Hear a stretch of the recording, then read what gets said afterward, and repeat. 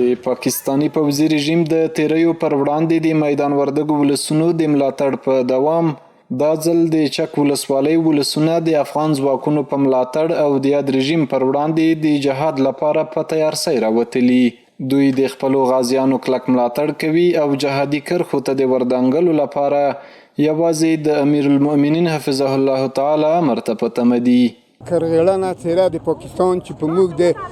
په ننګرهار کې په بېګناه خلکو بمبار وکړ او محلي کورونه ولي او نظامي ځایونه نشي وستایي په وس کې نشته دي، نو په دغه باندې موږ وتلي یو چې احتجاج وکړو او د امارات سره مخامخ ودرېدو ټټر په ټټر که موږ ته امارات امر وکړ چې تاسې ولاړ شئ موږ به ټول ورشو. دا کفار چې دي د موږ په انسانیت باندې نه پوهېږي، دوی ته اوس فقط د موږ د زور جواب پاتې ده. انشاءالله د افغانستان اسلامي امارت، د افغانستان قهرمان ملت، د افغانستان غرور ملت دوی ته داسې یو غاښ ځواب ورکړي انشاءالله چې ټول تاریخ به یاد لري. په تش لاس او پوره ایمانی جذبې دا راوتلي کسان وایي د خپلو سرونو په قیمت یې لویه امپراتورۍ ماتې کړې او لا هم چمتو دي چې د دغه رژیم ظلمونو ته د پای ټکی کېږدي.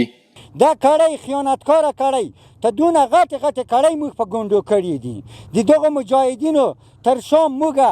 نره ښځې واړه او زاړه ټول ولاړ یو، سترګې په ګوته باندې وکاږو. نن ټول په ډېر احساساتو راغلي او د خپل حکومت په ملاتړ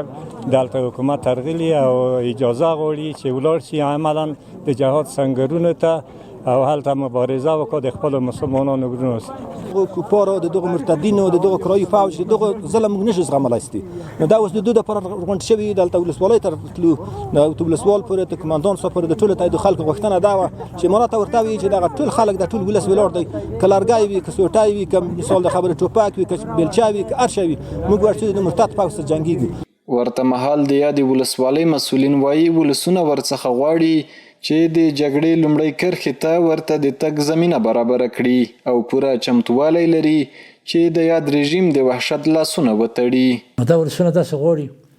د نظام په حمایت او د پاکستان د نظامیانو